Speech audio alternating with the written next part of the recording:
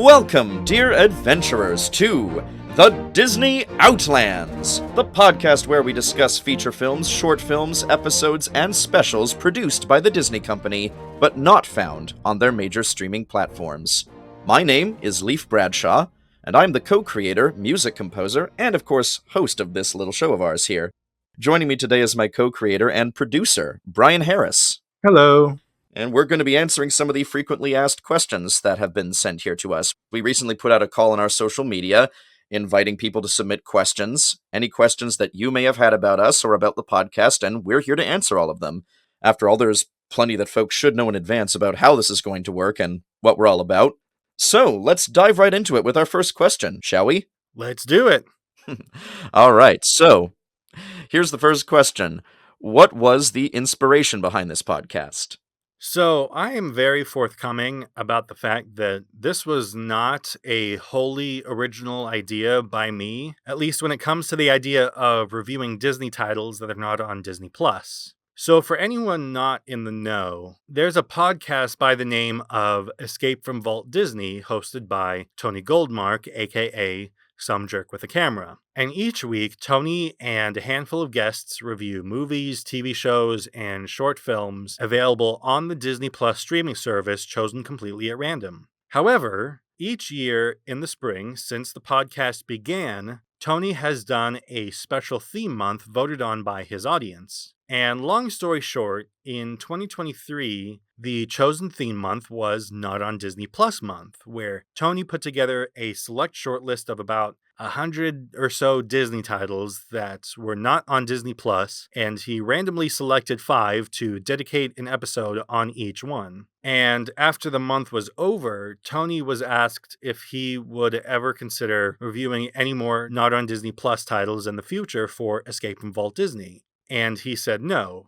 which is understandable. I mean, the whole premise of his podcast is reviewing all of the titles that are on Disney Plus. He did release a series of minisodes throughout 2023 and 2024 where he and David Gansel said a few words about the titles that were on his short list that didn't get reviewed, but that's it. And out of curiosity, I decided to start doing my own research into how many Disney titles are not on Disney Plus. And it turns out there are hundreds, if not thousands of titles that Disney has made that aren't on Disney Plus. Movies, short films, TV specials, individual episodes, entire shows, way more than even what Tony had initially shortlisted. So with all of that in mind, it got me thinking that maybe it would be a fun idea to make a podcast that dedicates itself solely to the Disney titles that are not on Disney Plus or Hulu. So I made a post in the Escape from Walt Disney fan community called Some Jerk with a Fan Club to gauge if there was any interest in a podcast like that.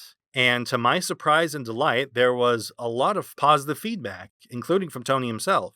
So I immediately got the ball rolling on putting this podcast together, and that's when you came on board. Isn't that right, Leif? Yes, indeed. I saw your post about this idea, and I remembered thinking also, yeah, this sounds like a really cool concept for a podcast, and I would love to see it take off the ground, basically. And yeah, when I looked into it, I couldn't help but think, well, I don't know exactly what I would like to contribute to this, but I would like to in some way, shape, or form contribute. And then I realized, well, I do have aspirations as a voice actor, and I do have some experience with public speaking and not being scared out of my wits doing it all the time. So I figured, well, if you'd like someone to host, I'm perfectly willing, and you were kind enough to offer me the job, so thank you for that so much. Yeah, of course. I mean, I had the idea for it, but I knew I wanted a collaborator, someone who was really passionate about Disney, someone who was really knowledgeable about Disney history that could really be the face of this little project. And after speaking with you, I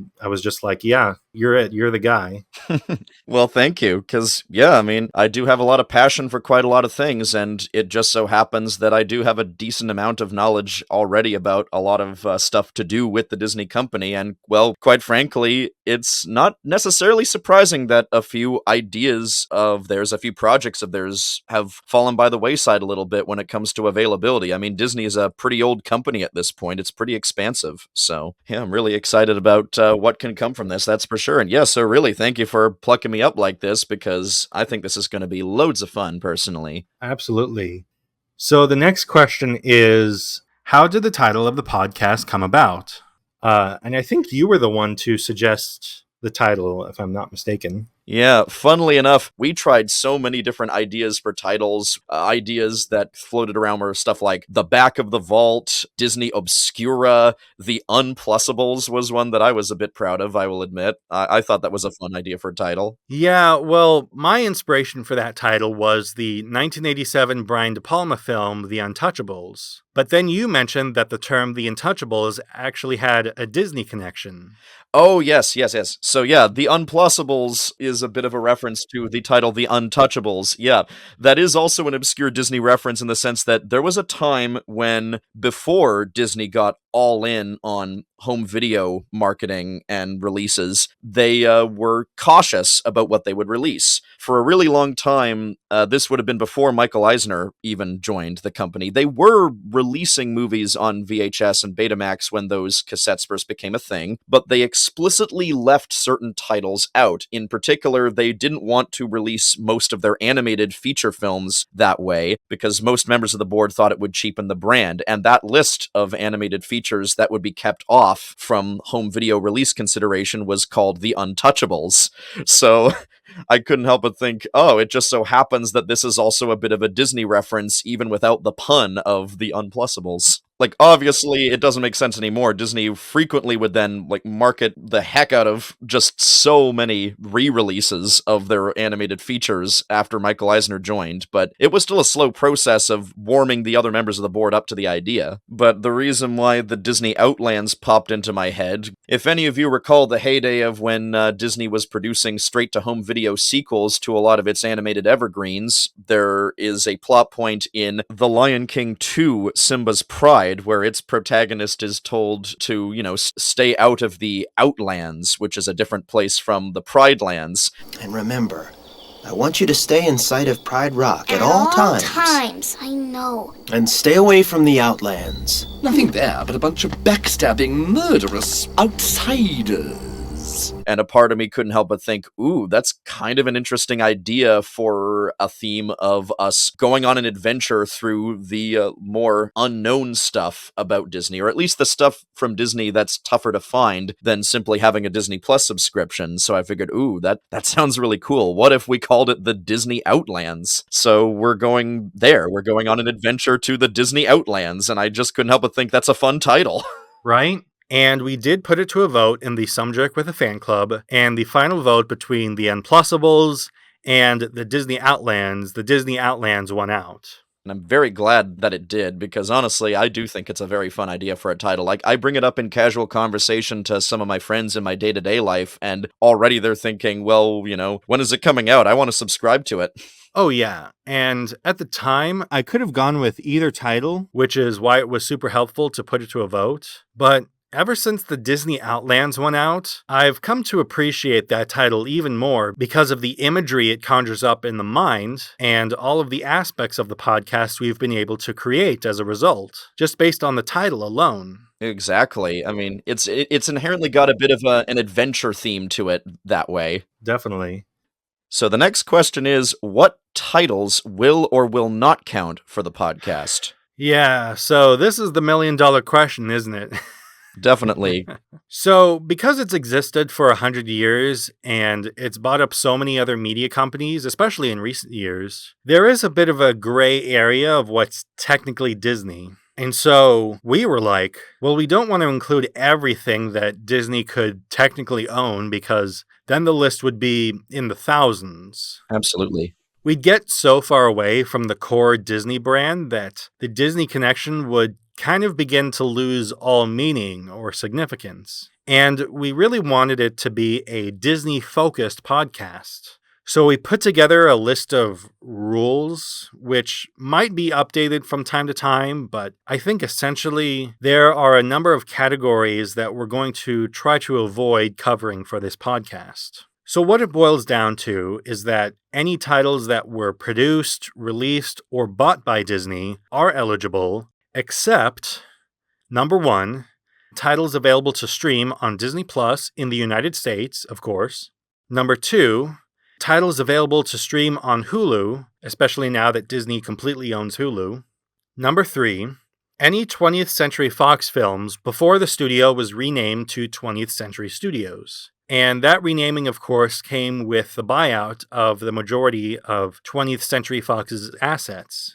Because 20th Century Fox existed for so long before being bought by Disney, there are films in their library that go back Almost a century. Yeah, exactly. And if we included their entire back catalog of films, the vast majority of our master list would just be old 20th Century Fox films. Yeah, a whole lot of familiar blockbusters that really feel strange to associate with Disney. Right? So the compromise is we will include films that were made by 20th Century Studios after the buyout, the majority of which are already on Disney Plus or Hulu, but there are a select few that are missing. Number 4, any Miramax films. So, a lot of Disney nerds, or even just film nerds in general, will know that the Walt Disney Company actually owned Miramax from 1993 to 2010 in order to get themselves into the burgeoning independent film market, which were not only doing well at award shows, but also at the box office. What was interesting was that Disney was really hands-off when it came to Miramax. Yeah, it was a distribution deal as opposed to a production deal. Exactly, and just like with 20th Century Fox's huge library, Miramax released a ton of movies between 1993 and 2010. That was really their golden age. But it wasn't really core to Disney's business as much as their other subsidiaries. Plus, because Disney doesn't own Miramax anymore, it would really just be the same answer every time we asked, why is this not on Disney Plus? But in terms of having mature, adult-oriented films on our list, we are including all of the missing Touchstone Pictures and Hollywood Pictures films, because Disney was much more involved in their productions. Indeed, especially since there are a few titles that were released under those labels that, in hindsight, would not be quite so strange to put the Disney label in front of nowadays. Especially considering that Disney already has done that with a few of their Touchstone releases that are on Disney Plus, like The Nightmare Before Christmas. Exactly. Disney has put plenty of Touchstone and Hollywood Pictures films on Disney Plus, but not all of them, so we'll definitely be talking about the ones that aren't. Number 5. Any Marvel projects before Disney's purchase of Marvel Entertainment on December 31st, 2009. It is true that Disney has included a bunch of old Marvel movies and Marvel TV shows on Disney Plus, but the history of Marvel Entertainment also goes back quite a long time. Yeah, which makes sense. Like, Marvel's history is honestly rather amusingly complicated in a lot of ways, and it would be unusual if we dedicated so much time to everything Marvel did prior to its more direct involvement with Disney in terms of finances, because that is relatively recent in the grand scheme of things. Like, just because Disney owns Marvel Studios now doesn't therefore mean that it should be a priority of ours to focus our attention on everything that Marvel did beforehand, especially since many of those were distributed by other studios and haven't since been bought out by Disney. Though it would be interesting to note some of the bizarre connections that Marvel does have in an adjacent sense to stuff that Disney technically owns. I won't go on a big tangent about it, but for example, Muppet Babies is something that Marvel technically has a hand in, of all things. And because since Disney owns the Muppets, there is a bit of a connection there, but it's very tangential. That's a good segue, actually, to number 6. Any Muppet productions not created or distributed by Disney. For a long time, I think the Muppets just went wherever a studio was willing to release their projects. Yeah, even when Disney started releasing Muppet stuff, that infamous deal that Jim Henson was trying to make with Disney didn't actually go through. Yeah, until well after Jim Henson's death. Number 7. Any ABC shows before Disney's purchase of the network on February 9th, 1996. Again, like many of these other points, ABC has this huge back catalog of shows because they're a network that can date its history in television back to the 40s. And if we included everything that ABC ever aired in its entire existence, it would just take over the whole list. Yeah, we don't want to overwhelm ourselves with stuff that feels a little too far off track. We don't want to get super lost in these Outlands. Right? Number 8. Any non-Star Wars Lucasfilm productions before Disney's purchase of Lucasfilm on October 30th, 2012. It is interesting to note that everything Lucasfilm ever made in the Star Wars franchise is now on Disney+, save for a few exceptions. But Lucasfilm also had a hand in many other projects, but they weren't made by or released by Disney. Number 9. Any National Geographic content, unless it is known to have been on Disney Plus or Hulu at some point in the past and was later removed. So, this is yet another case of a media company that Disney has purchased, one that has made or aired an absolute boatload of documentaries and specials throughout its existence, even if you try to limit yourself to just the ones made after the 20th Century Fox acquisition. So the compromise is that we will only look at content that is verified to have been available on Disney Plus or Hulu in the past and has since been removed. Number 10. Alternate versions of titles already available on Disney Plus or Hulu in some form. So if there's an extended version or a shortened version or a slightly altered version of something that is already available on Disney Plus or Hulu, then we just won't include it, just so we can save room for stuff that isn't on Disney Plus or Hulu in any form. Number 11. TV episodes that are available on Disney Plus that were packaged together for home video. Kind of self-explanatory. I think so, yes. Number 12. Shows or shorts that are shown or have been shown exclusively at the Disney parks. Just because there really isn't any real precedent for them putting any of that type of content on Disney Plus. That said, there will be plenty of opportunities to talk about the Disney parks when we get to some of the TV specials. Number 13. Unauthorized recordings of Disney stage shows. And number 14. Deleted scenes and bonus content from Disney Home Media, unless it qualifies as a short film or featurette. Yeah, I think that's a sensible approach. So it sounds like a lot of rules, but even with all of those exceptions, we still have, I think the current number on our main master list, not including our holiday shortlists or our short film shortlists, is well over 750 titles. So we have no shortage of content to get through. Oh yeah, this is absolutely something that we could keep carrying on for many years to come just based on what's there alone. And the next question asks, how are titles chosen for each new episode? Well, in simplest terms, at random. But we have a special means of making sure that choice is made. We have our magical GPS receiver that shall guide us on our journey through the Disney Outlands that will choose us a title to focus our attention towards and head in the direction of for each next episode. Except for our first episode, which we will get to a little bit later. Most definitely. And with that, let's move on to the next question, because the next question is as follows.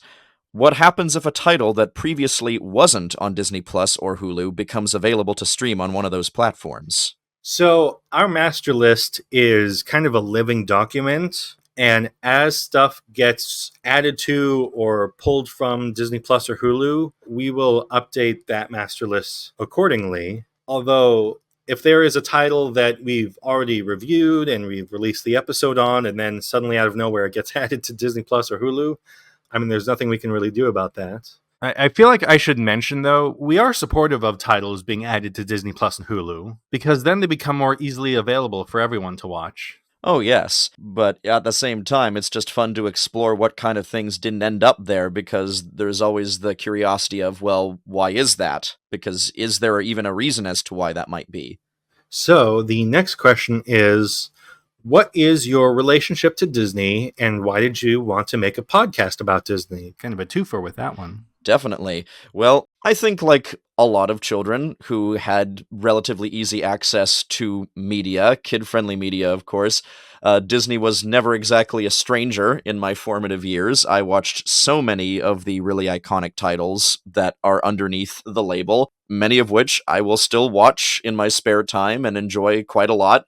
I love sharing them with friends. It's fun to sing along to the songs or comment how amazing certain aspects of the filmmaking are. And I'm not even just talking about the animated classics. There's quite a lot of films of theirs that I have very strong feelings of. And believe it or not, there's even quite a few titles on our master list for this podcast that are movies that I grew up with and am rather fond of. So that's going to be interesting if we ever get around to those. And on the subject of the second question, I will admit that movie podcasts, well, let's be honest, media podcasts in general, they're kind of everywhere. They're kind of a dime a dozen.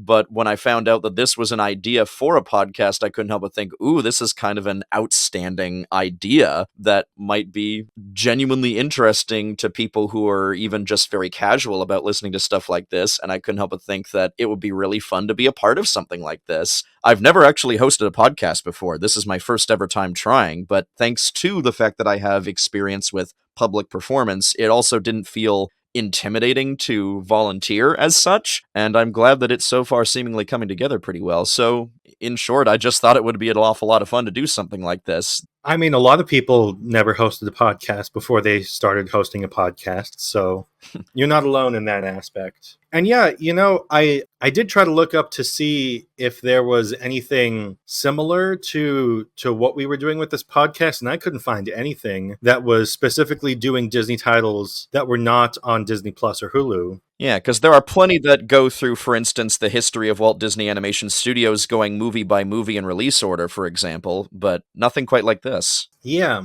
And my relationship with Disney, I mean, I grew up right around the end of the Disney Renaissance and when Pixar was becoming a big deal. So, Yep, those are my formative years too. We're from the same generation, the two of us. yes. And so I watched a ton of like Disney films and Pixar films growing up. And I also grew up not far from Disneyland. So I went pretty frequently as a kid. Because, yeah, admittedly, my weak spot in relation to you is because I've never been to any of the Disney parks. I don't have a lot of knowledge there. Oh, that's all right. But yeah, I was pretty much the quintessential Disney kid. Disney kind of raised me. I'd watch Disney Channel on TV and I had Disney video games and toys. And then as I grew up, especially when I became a film student and I started watching more of the classics, those movies and TV shows from other studios helped to diversify my media palette. Good way to put it, I think. Yeah. So I never became a Disney adult in the traditional sense, but I'm still fascinated by Disney and especially about the history of Disney more than any other studio for whatever reason. The history of Disney is just really fascinating to watch it evolve from the early days of the Disney Brothers cartoon studio to making feature films to getting into television to the death of Disney and what would Walt have done and then the takeover of Michael Eisner and Jeffrey Katzenberg. And it's very interesting to kind of study. And some of these films or TV shows on our list are snapshots of where the Disney company was at the time of its release. Most definitely. And so I think it's really interesting to look at these titles and review them, not just the quality of the story or the animation or the cinematography, but also just how they relate to the full timeline of the history of Disney. For sure.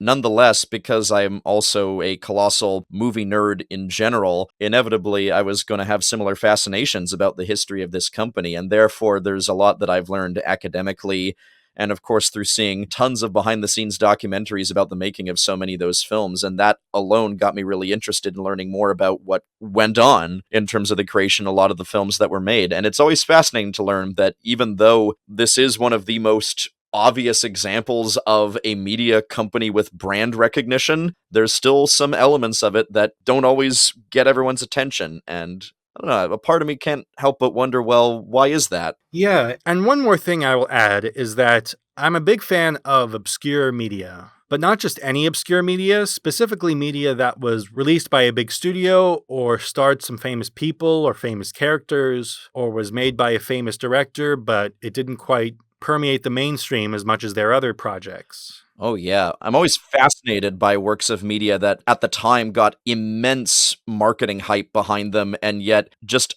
a couple years later, it seems like everyone forgot it existed. Yeah, or even just titles that the studio or distributor didn't market at all. So the movie didn't get any attention, and therefore it didn't really have a huge success. And so it's fun to go back and reevaluate it and ask, did it deserve the treatment that it got from the studio or the indifference that it got from the general public?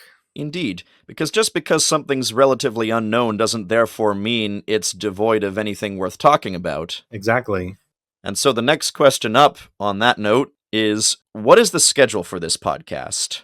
It's going to be more akin to a YouTuber's schedule. And by that, I mean, when it's done, it will get released, but we're not sticking to a strict schedule. And that's also why if you subscribe to our Patreon, you will only be charged when we release an episode. It won't just be an automatic charge every month. Exactly, because there's always the possibility that, the other aspects of our lives may get in the way of committing as hard to this project as we would prefer to. But rest assured, we are going to make sure to check in with each other all the time about, okay, when are we going to get the next episode going? Because we are both really excited about this, no question. Yeah, we're definitely going to keep things trucking along. Absolutely. we're definitely going to try and release things as quickly as possible, but we also want to make sure that they are of top quality and that they meet our standards. And, you never know what can happen scheduling-wise with guests or with each other, and that might affect the recording of things, which might affect the editing of things. And so we didn't want to make any promises we can't keep, but rest assured we will try to release episodes as frequently as possible. Most definitely. And with that, I think we can go to the next question, which is, how will you and your guests be watching the titles if they aren't on Disney Plus or Hulu? Well, thankfully, those are not the only ways to come across media that Disney has produced. For one, there are other streaming services out there that, for whatever reason, do host products that are eligible for our list. Like, there are some that you can find on Netflix, for instance, and there are other places like Internet Archive or even YouTube. You can find some of the things that we have on our list for the Disney Outlands podcast that we'll be able to see there. So that is an option for us to stream if streaming is in fact doable for something. Just because it isn't on Disney Plus or Hulu doesn't therefore mean it cannot be streamed somewhere. And even if that fails, oddly enough, despite the fact that indeed, sadly, Blockbuster Video is no longer with us, that doesn't therefore mean that home video rental stores straight up don't exist anymore. They're just very niche now. But there is in fact still the possibility to get physical media copies of certain things, especially the further back in time you go. Now, how good condition those copies are is a whole nother matter, but it is technically possible to, say, go to a library or any of those small video rental stores that are still out there to get a copy of something. So, thankfully, despite the fact that the theme behind what we're talking about is Disney stuff that is not on Disney Plus or Hulu, that doesn't therefore mean we're going to have to use particularly underhanded means with which to watch them so that we can actually talk about them with informed opinions. So rest assured, we will be able to perfectly reasonably get within reach of a lot of the stuff that we've got. It's not as hard as you might think. It's just harder than it feels to people who are used to just streaming. And with that, the next question is, regarding any of the TV shows not on Disney Plus, will you cover the whole show in a single episode, or will the show be covered episode by episode? What's the plan for that? Well, for a few of the full TV shows that aren't on Disney Plus or Hulu, some of them have several seasons with dozens of episodes, and it would be a lot to ask people to binge the entire series to talk about it, and it would be a lot for us to discuss for a single episode. So what we'll do is, if it's a series with half-hour or hour-long episodes, then we will cover it one episode at a time. If the series is full of really short segments, with some exceptions, we'll put maybe a few episodes together and review them that way. One thing we will definitely be doing is, if it's an episodic series, we'll choose the episode with a random number generator. But if it's a serialized series, where there's kind of a story arc from episode to episode, then we'll review in episode order. That way no one is too lost when we review them. Exactly. It's always kind of strange to jump into a serialized series on a random episode and you don't really have, frankly, some of the necessary context surrounding what's going on, whereas otherwise something might be self-contained. Exactly. And with that, I think we can move on to the next question. Will people who have been on Escape from Walt Disney, Channel KRT, and other podcasts make appearances?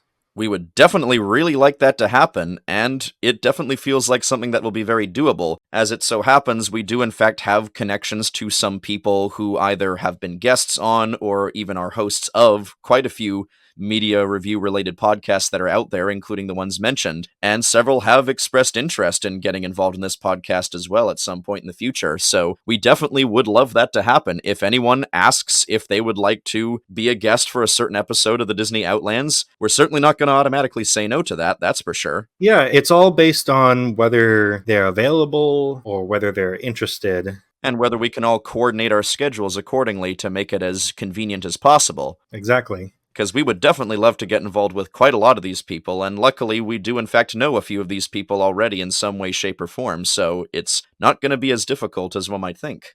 And the next question going forward is, will the titles that were covered during Escape from Walt Disney's Not on Disney Plus month be eligible for the Disney Outlands? For example, Escape from Walt Disney has talked about titles such as The Devil and Max Devlin, Down with Love, The Hand Behind the Mouse, The Ub Iwerks Story, White Wilderness, and a few others.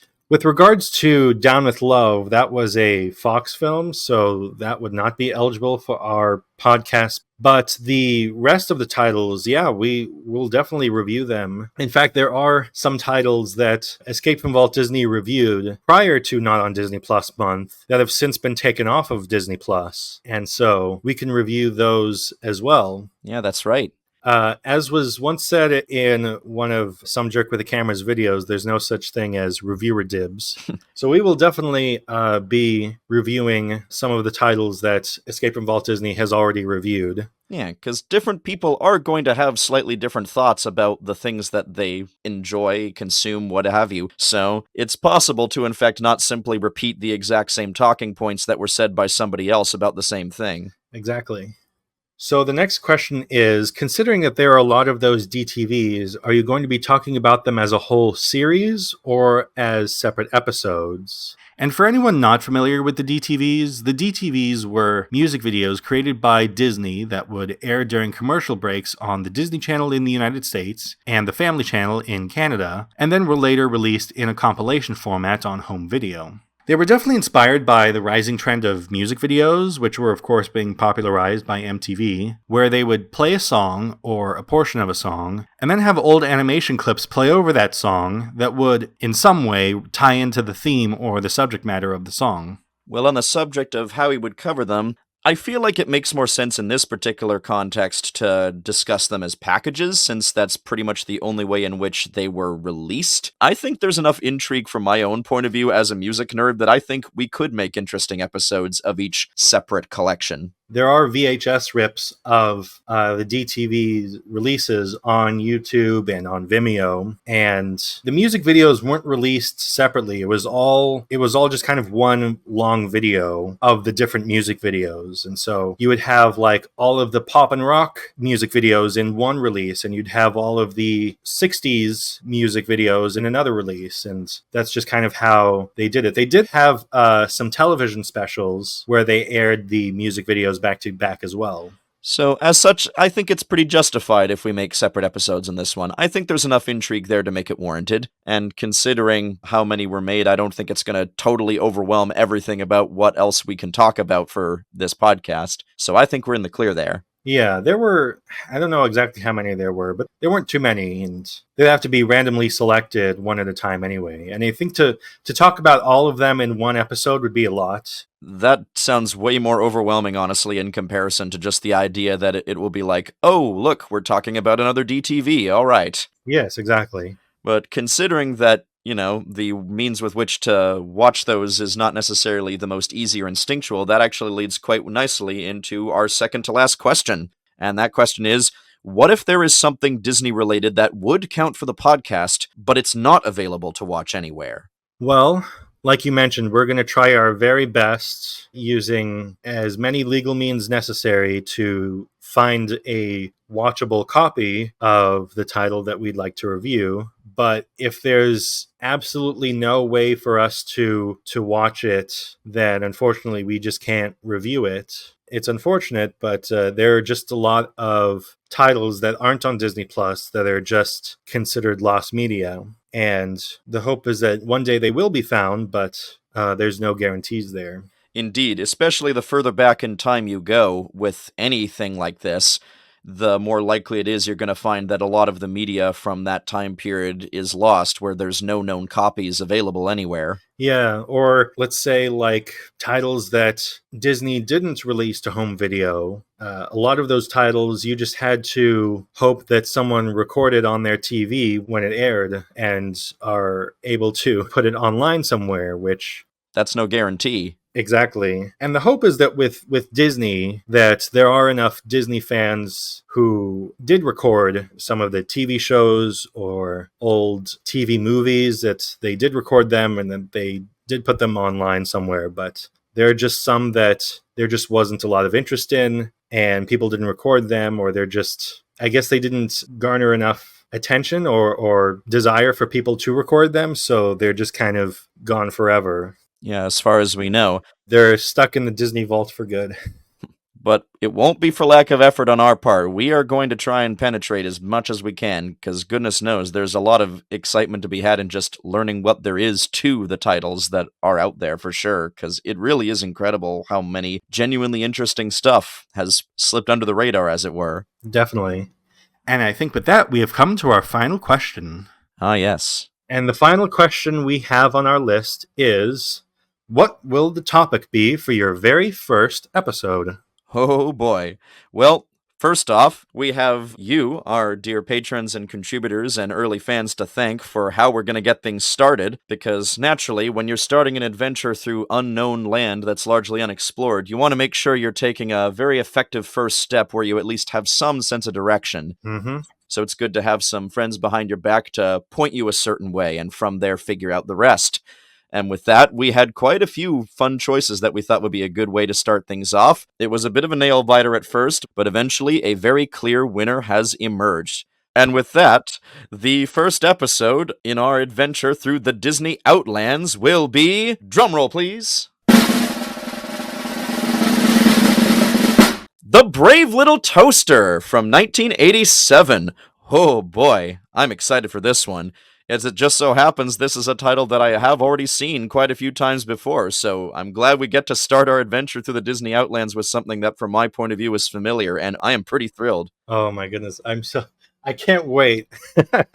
For sure. I've definitely got some thoughts about this one, and I look forward to bouncing those thoughts off of who else decides to tag along with us for this one. This should be a very fun start on our adventure, I think. Oh, absolutely. This was a fantastic suggestion. So thank you, audience, for suggesting it and voting for it. Absolutely. You have wonderful taste as far as we're concerned. We are very much looking forward to beginning our journey with that one, because... oh man, yeah, I've got some thoughts. I look forward to sharing them. And with that, we've gone through all of our questions, so thank you all of you for contributing your ideas and listening to our thoughts. Yeah, thank you everyone for listening, for voting, for just being involved with this project. We're so excited to finally launch this thing after almost a year of it being in development. Absolutely.